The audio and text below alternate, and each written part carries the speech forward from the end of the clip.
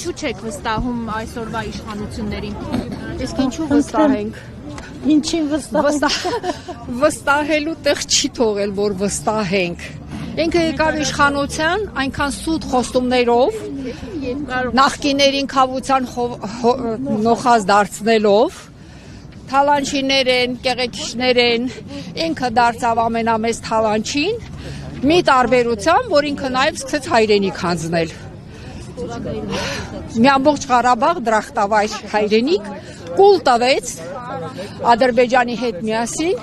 ու այսօր մեր պետականությունն է վտանգված, մայր Հայաստանն է կորստի, մեր պետականությունը կորստի առաջ է կանգնված։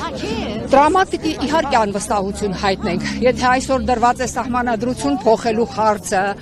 եթե այսօր դրված է մեր հայցերը միջազգային ատյաններից հետ կանչելու հարցը, եւ դրա դիմաց մնացածների չեմ թվարկում, դրա դիմաց ոչ մի պահանջ, նույնիսկ գերիների վերադարձի մասին խոսք չկա։ Ինչ է նշանակում։ Նշանակում է այսօր նստած են մեր երկրի ներսում թշնամի իշխանավորները։ Դրա համար էլ անվստահություն ենք հայտնում։